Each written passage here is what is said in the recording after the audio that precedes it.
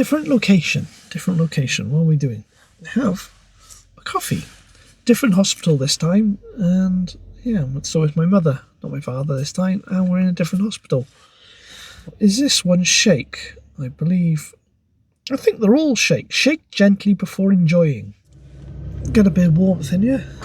So I'm in the car park, and this car parking spot just across from me was had a Range Rover in it. Range Rover went, and as soon as the Range Rover went, big black brand new Range Rover, a brand new grey one, dark grey one, went and tried to reverse his spot. It couldn't get in, and they disappeared. I just thought that was interesting. There's a Fiesta going in there now. There's a nice i4 there as well. Nice like goldy red colour i4, orange, like a metallic orange. Again, I've got nothing prepared for this. I do have a couple of exercises I can do, which is on the phone. Okay, let's think of the first exercise. It literally says right now.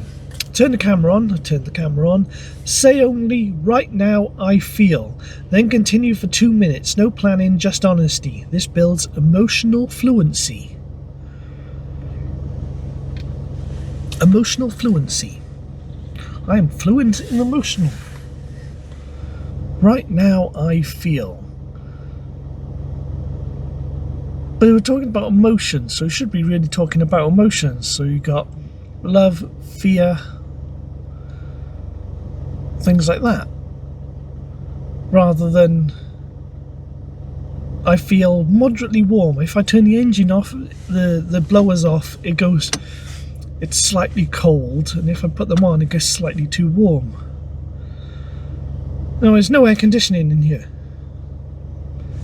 No, the car is 30 years old. Yeah, the car registration date is next week, so it's 30 years old next week. Is it next week? Might be the week after. It's within the next few weeks anyway. So, yeah, no air conditioning. Right now I feel awkward, but I feel awkward most of the time. It's part of my life feeling awkward. Yeah, I feel awkward. There's people walking past in the car park, and I'm trying to talk to nobody, nothing. But then, you see people who are talking to, making phone calls and things in the car park. It doesn't matter. Fact is, no one really cares, and they're not thinking about me. They don't even know the car's engine is running and they're going past. They have no idea. And that's the truth. Yeah, it's strange. It's just like it's slightly too cold without the blowers on, slightly too warm with the blowers on. I could just put the temperature down a little bit and see what... I mean, I could go on about the new car tax rules and thinking about buying a new car, because I had a job interview a few days ago and that went really well. I'm trying to get my old job back, and of course I need to get another car, because I've had 3 people in here this morning. It would be so much better to have a bigger car again, a bigger car with extra seats and proper seats. Sorry, I'm just looking at that i4 again. It looks like there's a dent on the side. I think it's just the reflections. Should I get some video of that? I'm not talking about my feelings. My feelings I want. I see that i4 and I'm reminded of a... There you go, there's the i4. There's the i4. Lovely colour on it. I don't know what type of i4. There's like lots of different models of i4. Because a few years ago, when was it? Oh gosh, 3 years ago? Was it 3 years ago? I don't know, maybe 2.5 years ago. Yeah, more than 2.5 years ago, not quite 3 years ago. I went to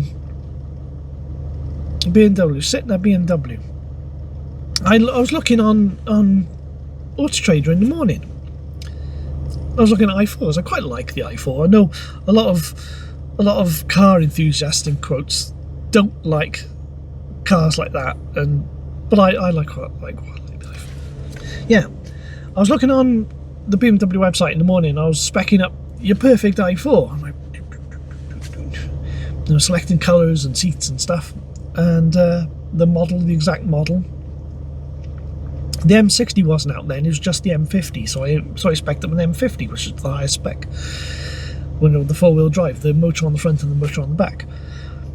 And on the BMW website configurator, it's got a link, and it says, find cars close to your spec, near to you. Oh yeah, I'll click that. There was one that was almost perfect to my spec, with the only difference was the leather choice on the seats, and it was in Cardiff, in Sytner. I'm gonna challenge myself to a confidence challenge.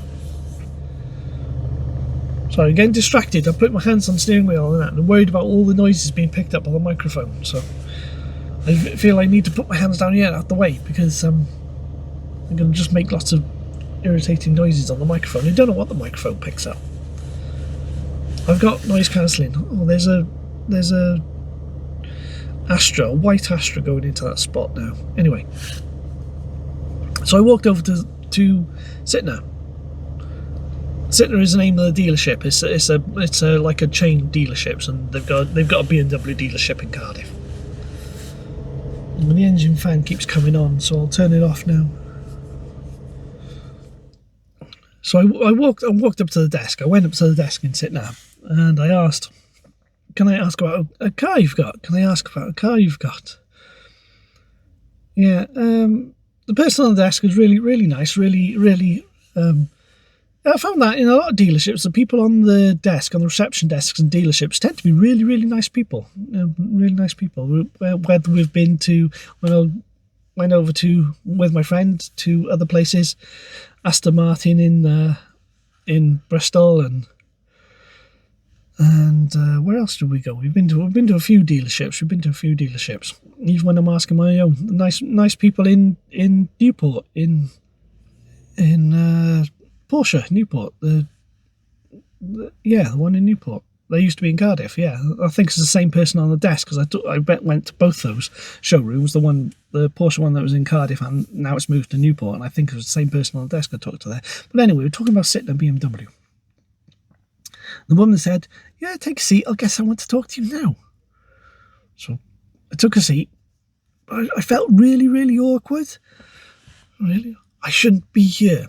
Poor people like me shouldn't be buying new cars. I couldn't buy it anyway. I had no money at all. People like me shouldn't be buying new cars. Yeah, really, just really awkward. No, sit there, look professional, calm your thoughts.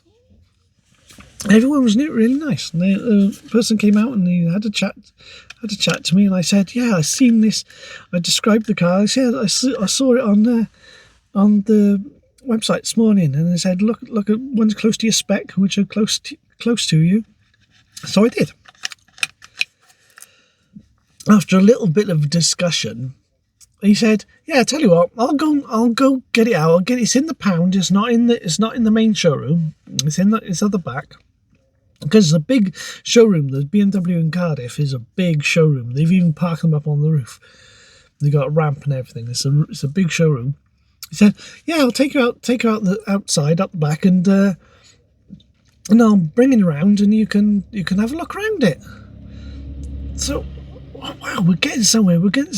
I'm actually going to see my dream spec car in front of me. So I did. I went. It's raining now. So I waited there, and I thought, again, I felt incredibly awkward. And then I was committed at that point, because I couldn't leave. You know, and it was too awkward to say, "Sorry, I'm too poor. I can't have this car." And then, and then eventually he came round, and it's only a few minutes later, but it was a few minutes they felt longer than they probably were, because I was awkward, and I was just standing. I think I was wearing the same shirt. You know, standing awkwardly outside, waiting for a car to be brought to me, a brand new one, that single-digit miles on it, to be brought round, and just so I can have a look at it. But he did. He came round and he got straight out, and he said, and he got out straight out. He said, "Yeah, I just got to deal with another customer. Tell you what, you got 10 minutes. Just look around the car. Okay. I will. So I didn't leave a keys for me or anything. I don't think it's a key. It's like a fob, isn't it? On BMW. I'm not sure. I don't think there's a key. So I did. I got the phone out. I just took lots of pictures of the car, and I got to sit in it. I got to sit in the driver's seat. Now that was an amazing experience. You think, just sitting in the driver's seat. Maybe it's not enough. Maybe it's not a thing for other people. Other people are going to be watching this. But for me, it was a big experience because this car cost £81,000. £81,000.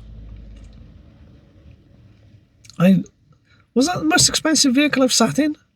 Well, apart from planes and things. I mean, I've sat in the pilot seat of a 747-400, but that's different. That's a different thing.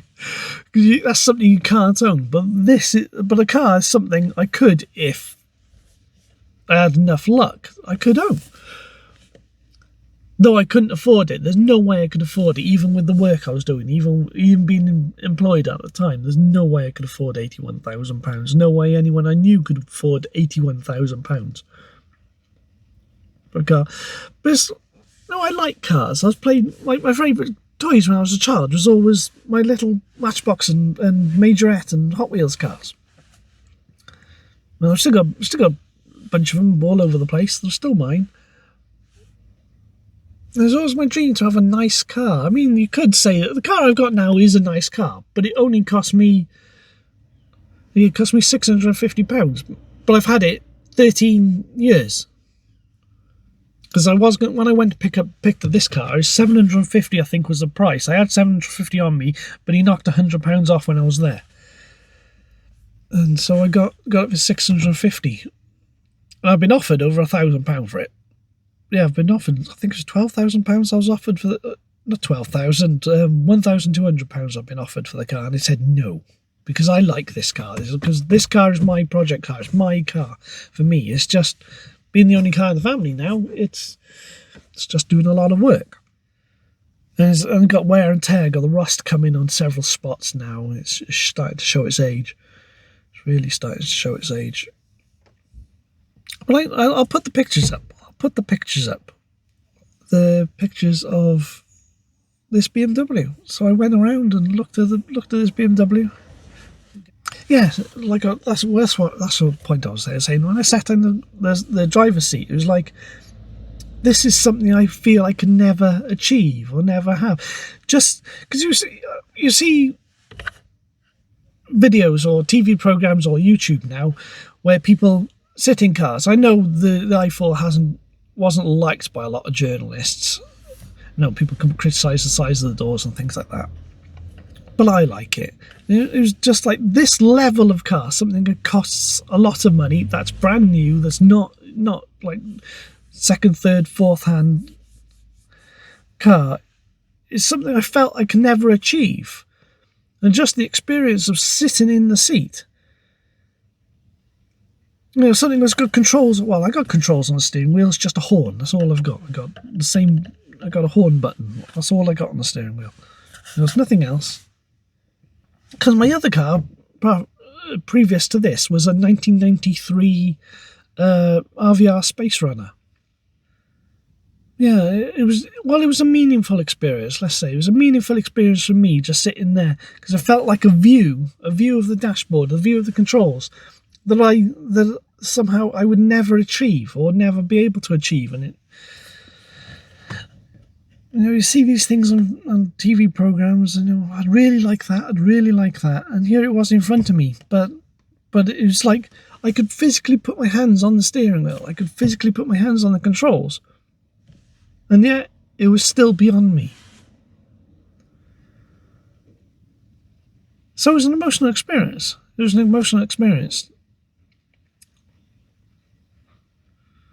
I just want this BMW i4 M50. Now I looked around the outside of the car, and I got the charging flap does look a bit flimsy to me. It just seems like that's the sort of thing that's going to break. It's got a little plastic clip. So it's got an £81,000 car. It's got a tiny little plastic clip that holds the charging port door closed. It just seems seems a bit cheap. So it's got to be 10-15 minutes later. I was looking around and taking pictures, and the salesperson came back. He came back and he sat in the passenger seat in the car. He said, "What do you think? It's really good." Yeah, and I was saying, "I don't know, because there's another car I thought about as well." And it's true, there is another car I thought about as well that I quite like. Because when it comes to new cars, there's another car I quite like. And that is a BMW M340D. Yeah. So we had to talk about the M340D, and I said, "Oh, it's the torque. It's got loads of torque." Yeah, and he said, "Yeah, it was 750 newton meters of torque." Yeah, and then I come up with a statement on the fly. Then I was, "Yeah, it could pull a continent." I don't know how much torque the i4 M50 has. Is it more than the M340D? Because I've entered dream car giveaways a few times when M340Ds come up. So let's look this up. M340D. BMW. We go to the wiki page. It's going to have the torque figures on there. BMW 3 Series. Oh, we know the 3 Series is 750. So it's going to be i4. So it's the i4 we've got to look up. The i4 shares the body with the 4 Series Grand Coupe, isn't it? So the 4 Series is the coupe version of the 3 Series, and the Grand Coupe is a swoopy body of the coupe, which has gained an extra 2 doors. Yes, BMW logic. The wiki page tables they don't fit properly. Yeah, they got the M60 now. As of 2025, the M50 has been replaced with the M60. 795 newton meters, so it's even more. The M60 has got 795 as well. 795 newton meters of torque compared to 750 with the M340D. Yeah, I thanked him, and what he did is the dealer, the salesperson, when he went in, he said, "Yeah, I've got this printout for you of the car and all its specifications." The car didn't have number plates, if I recall, because it's brand new, it hadn't been registered yet. So he gave me a printout, and he said, "Yeah," I thanked him for the printout. They're really, really nice in the dealerships. They were really nice in Cardiff, in Porsche Cardiff, when I went and asked in there, because I'd also done another exercise where I went and asked in Porsche, but that wasn't for a specific car. I was just looking for cars in general, and they're all really nice in dealerships. Because I mean, my friend Sam, who's no longer with us, he used to go around dealerships a lot, and he had the confidence just to go up to the desk and do this, and that's where I got it from. It was something I would like to do, and something I did. So I come away with this. I don't know if I can find this spec sheet I was given with all the car details on it. I don't know where it is. It was on my desk. I don't know where it is now.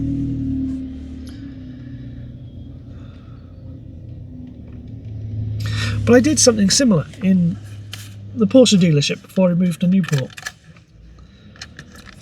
Do you know the Porsche dealership, actually, they employed 2 people, I believe, as experts on the cars to ask about car specifications and that's probably one of my ideal jobs. That would be amazing. That would be an awesome job for me. I wish I could have that job. It's one of my ideal jobs, working in one of these dealerships as a car expert. When you're at someone, because you're not paid to sell the cars, instead you're the person they come to get information about the cars. That would be amazing, wouldn't it? That'd be amazing. I'm pretty sure that Porsche, well, the Porsche dealerships, the company that runs those dealerships, employ at least 2 people in this role. I could do that with Porsche. I might be able to do it with BMW. I couldn't do it with things like companies like Citroën or Renault or whatever. But Porsche or BMW, I could. Yeah, in the Porsche dealership in Cardiff, I went and asked about the cars, and I always like Panameras. I was talking about Panameras and Taycans, and I've got a bunch of questions about the Taycans. It's like the air vents at the side of the Taycans. Some of them have the air vents open, the wheel vents, and some of them are closed. Most of them are closed, and I can't work out which models are open and which models are closed. You can't see I'm doing hand gestures over here. I need to do. The Taycan Turbo. The Turbo S is the highest spec, but I'm sure I've seen Turbo S's with the closed vents at the side, even though that's the highest spec. Because there was, at least before they facelifted the Taycan, there was an optional extra to have some aerodynamic tweaks on the front. And I'm not sure but I'm sure I've seen one without the aerodynamic tweaks to have the open vents at the side. So I don't know. Is the open or closed vents an extra option that you're only given if you're actually buying a car and not on the website configuration?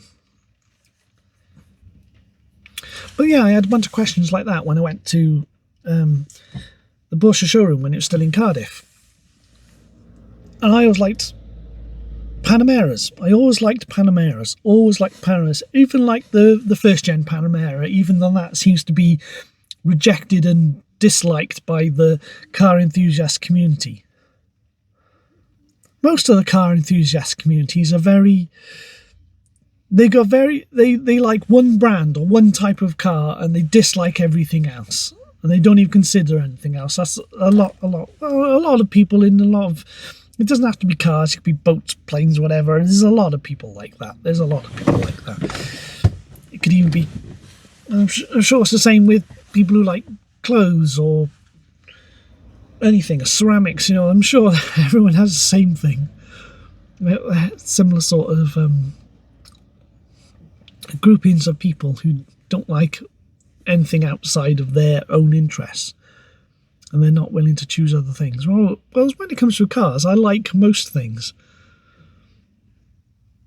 Yeah, I'd always been interested in Panamera hybrids. Well, why not? Panamera hybrid is brilliant. And the plug-in hybrid is probably one of the best plug-in hybrids. I really like the first generation plug-in hybrid, which is only the facelifted first generation. Panamera had the plug-in hybrid. The first hybrid Panamera wasn't a plug-in, but when they facelifted it, it was a plug-in. But I was asking about the Panamera hybrids, and he said, yeah, would you be doing a lot of miles? Yeah, I would be doing. Would you consider a diesel? I said, I don't know much about the diesel Panameras.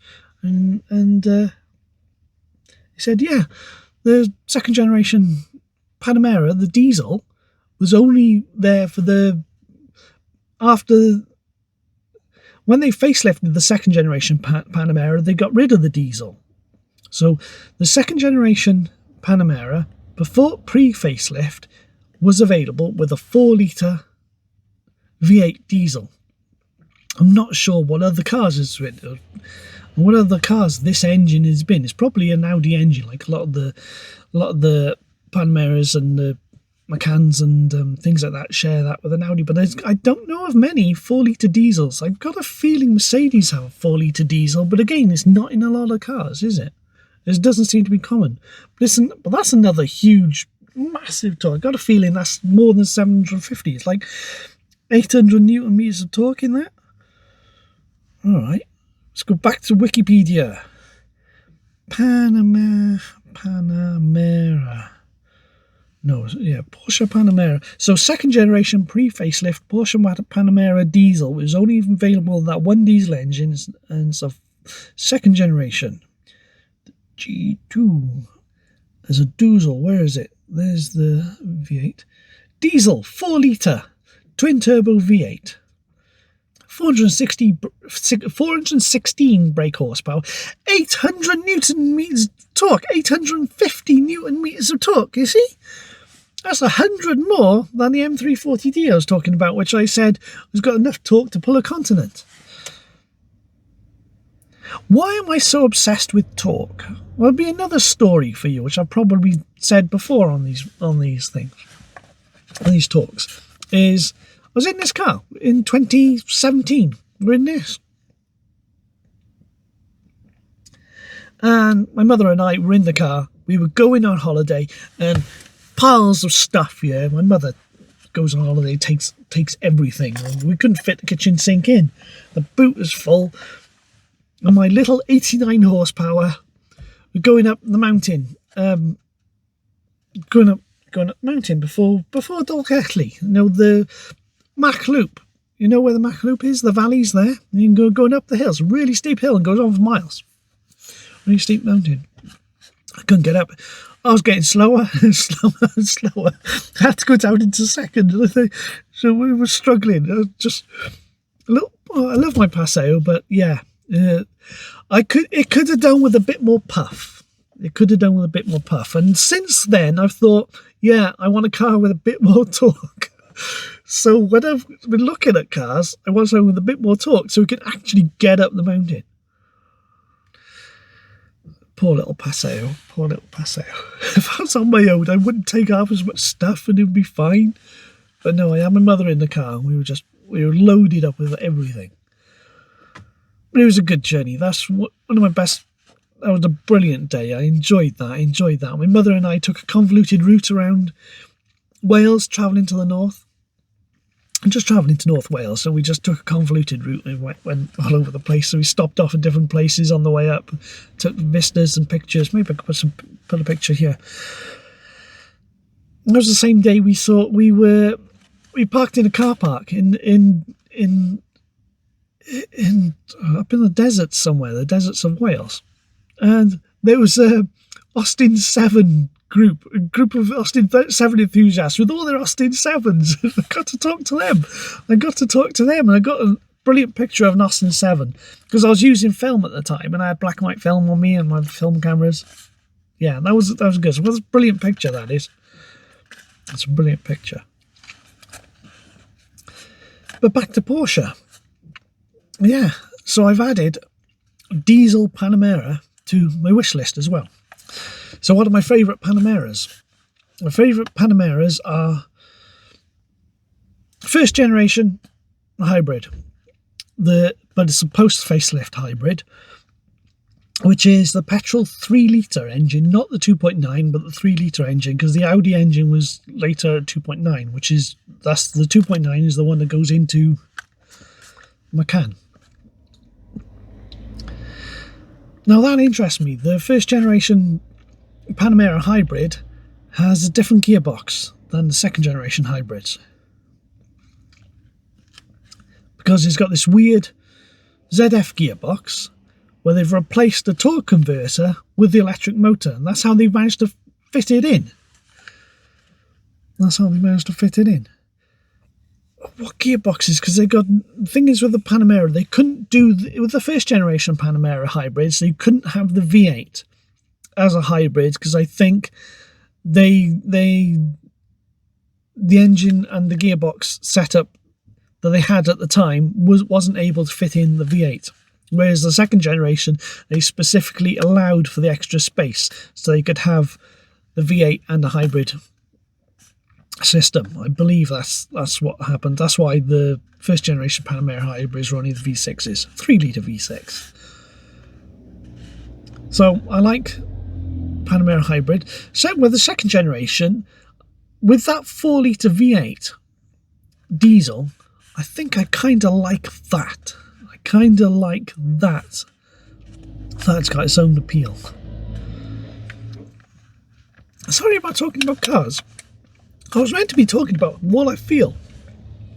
The thing is, I'm sitting in the car park, so there's cars around me. I like cars, so I'm going to be talking about cars because that's what I'm seeing. You can see there's a Hyundai there, there's that Fiesta, there's that Mazda that's been there for a while.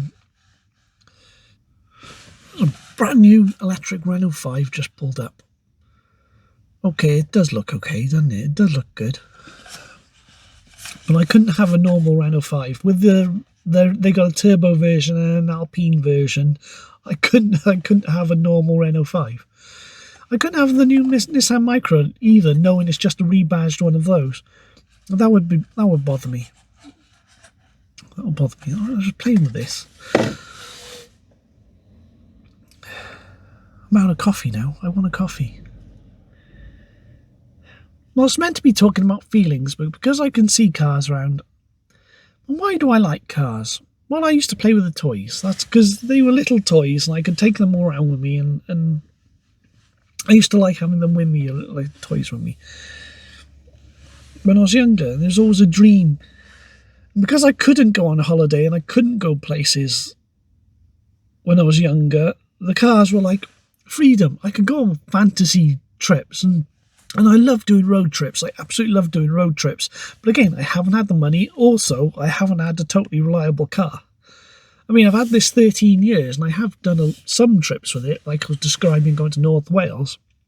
I haven't done as much as I want because I haven't had the free time, I haven't had the money, and I haven't had the confidence in the car.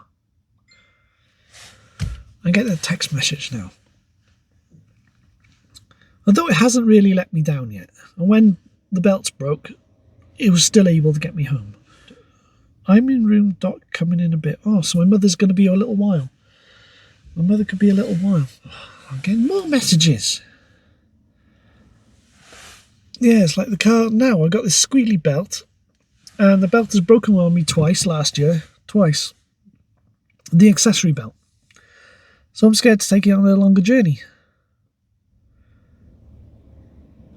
Cars is freedom.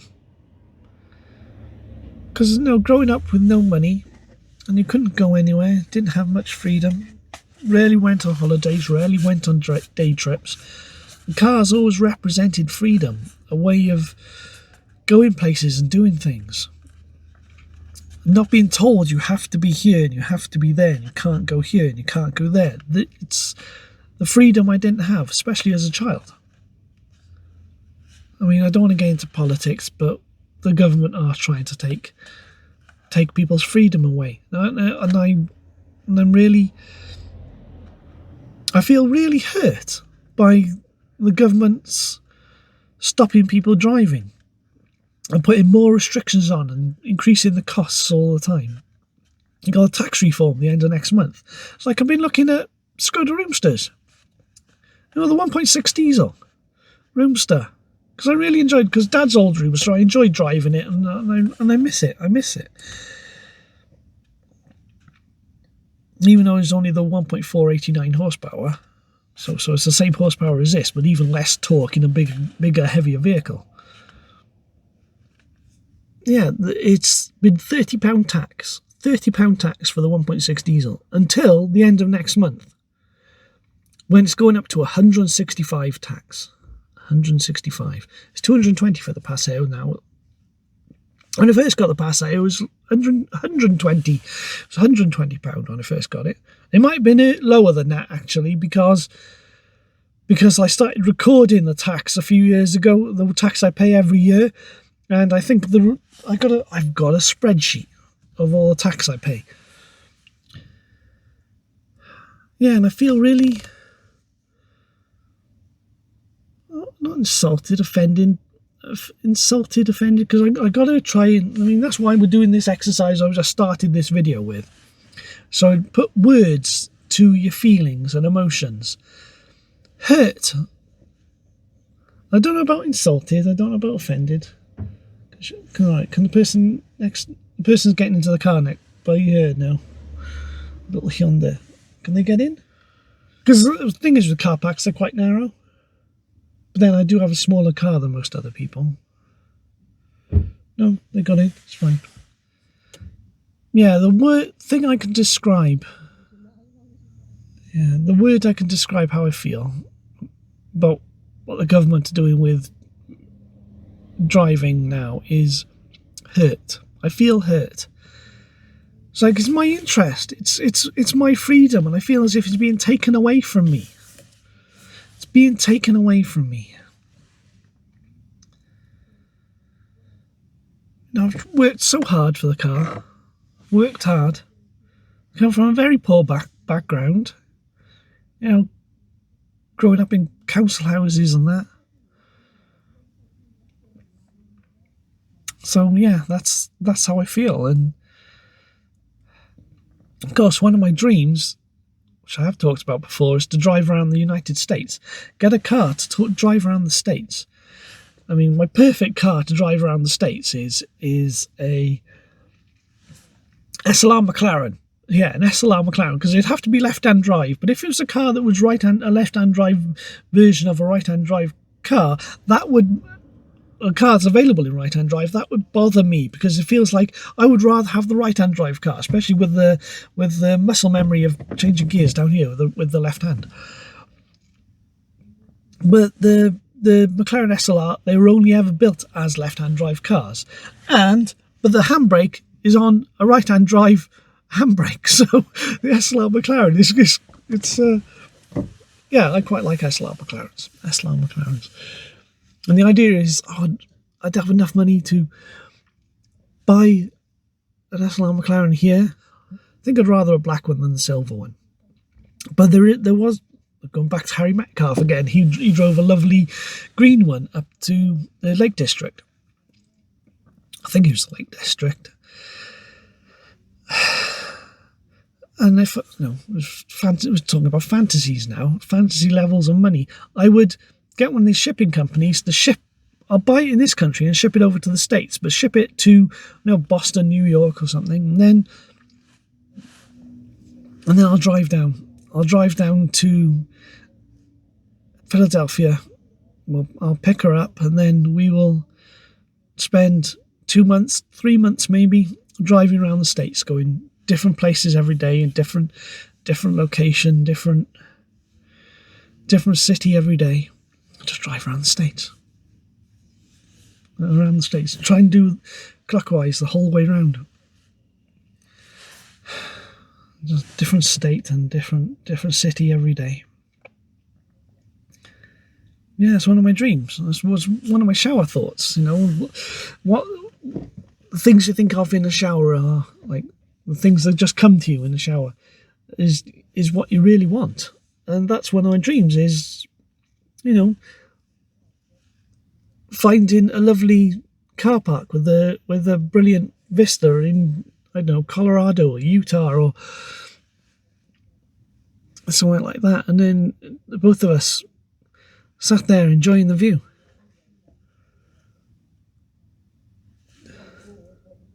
Got to drive up Pikes Peak, haven't we? Because they've tarmacked the road all the way to the top, haven't they, on Pikes Peak, and you can get up there now in your cars.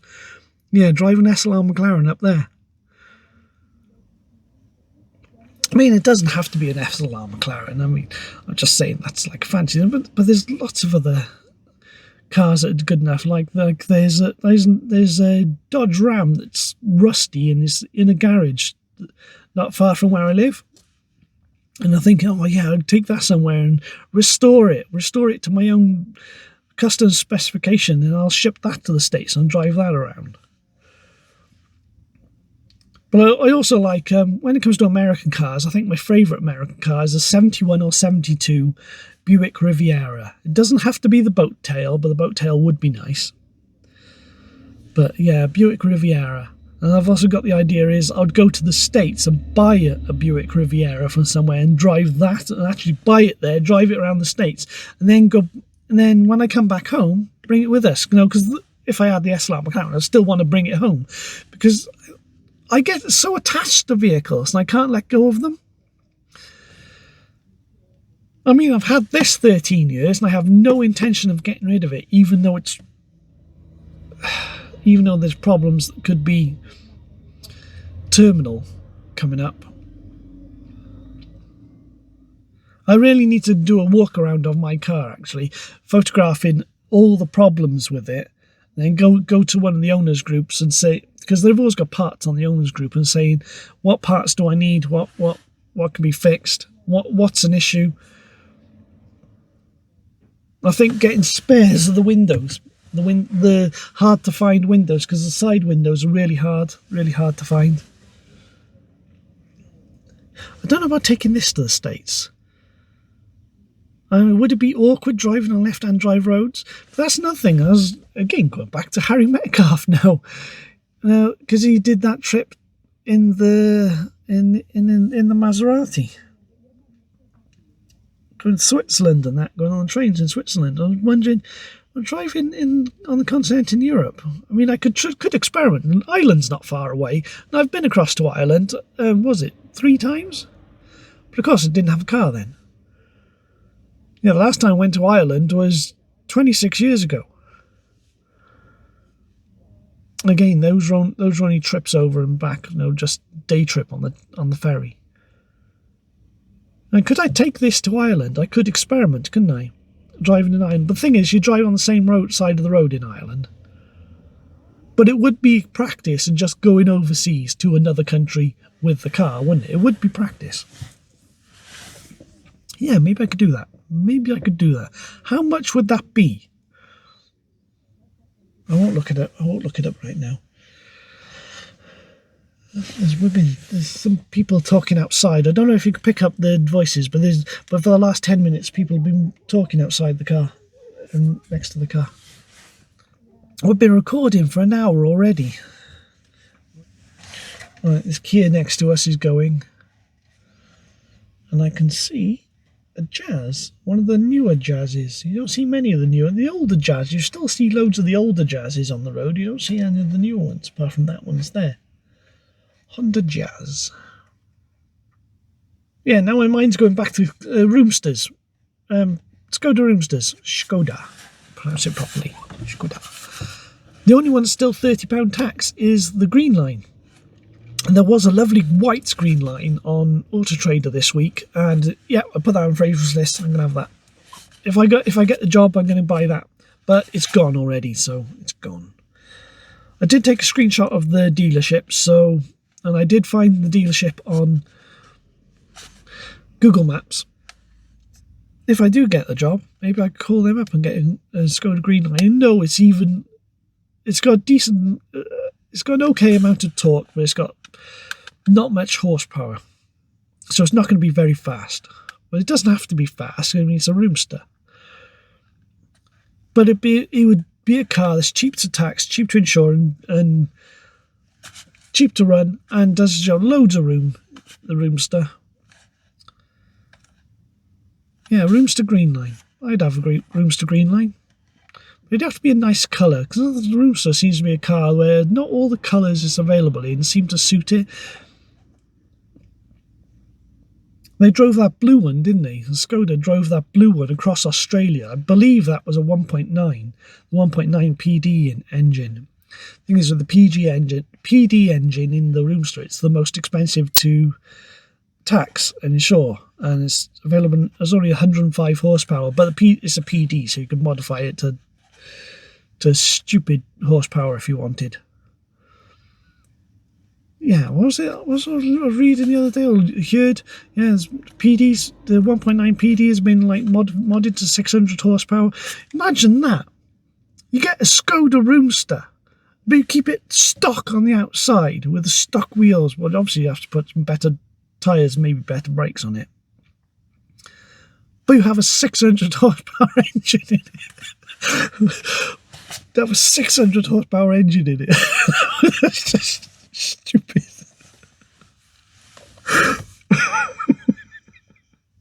The idea that would be brilliant. That would be brilliant, wouldn't it? A 600 horsepower Roomster looks stock on the outside. 600 horsepower. But I think those modified PDs got big turbos and things on them. Is there enough room under the front of a Roomster? That would be amazing. A 600 horsepower Roomster that looks absolutely stock.